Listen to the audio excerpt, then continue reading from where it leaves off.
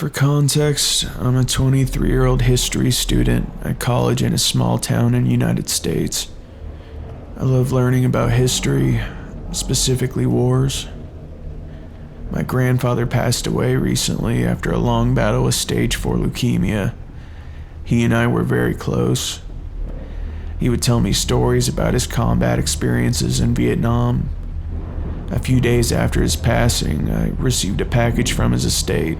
Dear Mr. Thompson, enclosed are a few items your grandfather wanted you to have. I opened the package to reveal a leather-bound journal and a World War I era dog tag.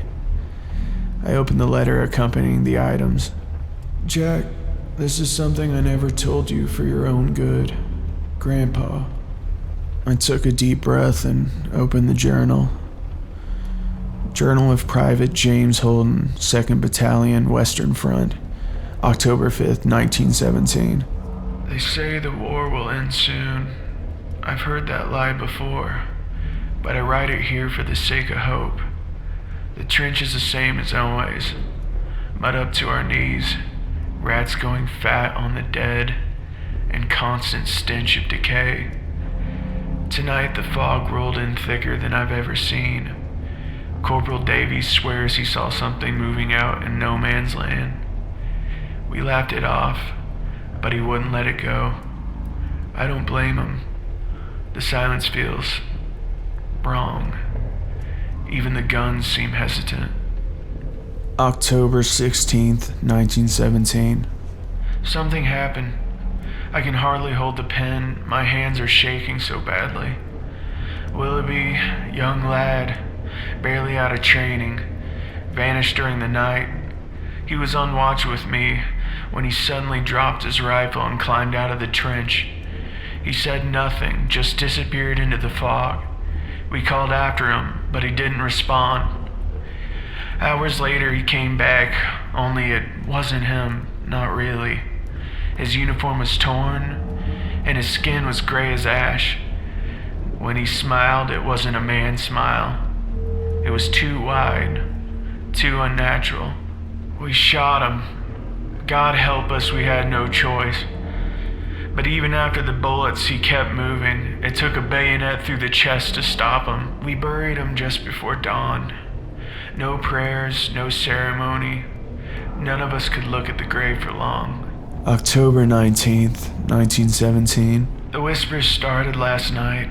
I thought it was the wind at first, but no, it's voices. Davies claims they're speaking to him, calling his name.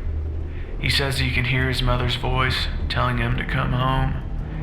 I told him it's a war playing tricks, but I'm not so sure.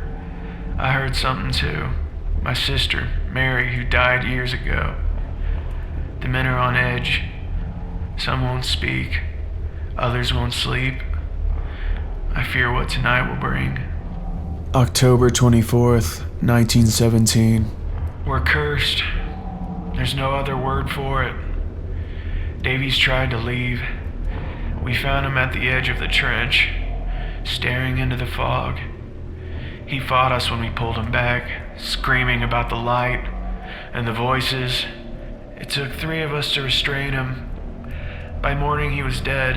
His body was cold as ice, his skin pale as death itself. We buried him next to Willoughby. The whispers grow louder. I swear I saw shapes moving in the mist, but every time I looked, they vanished.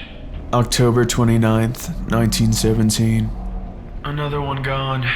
Pritchard this time. He walked into the fog like Willoughby did. When we found his body, it was covered in frost. The whispers are constant now. They call my name. They laugh. I dreamt of my family last night. They were standing in no man's land, their faces twisted into horrible smiles. I woke up screaming. The fog doesn't lift anymore. Day and night it surrounds us. I stopped counting how many men we've lost. October 30th, 1917. No one is left. Only me. The trench is silent, save for the whispers. They're louder than ever, and now they're inside my head. I see the faces of the men who died, their hollow eyes watching me from the mist. I don't know how long I can hold out. My hands are numb, my breath fogs in the air, the cold seeps into my bones. They're calling me. I think I'll go. I closed the journal, my eyes dilated and breathing rapid as my heart nearly burst from my chest. It shouldn't have been possible. It didn't make any sense. I made my way to the window to look outside. There was heavy fog rolling in, usual for this time of year. My eyes looked around, then widened when I saw something that made my blood run cold. It was Grandpa, standing there in his combat uniform with too wide a smile on his face. His skin was gray and he was mouthing something. I could just barely make it out through the fog. Join me,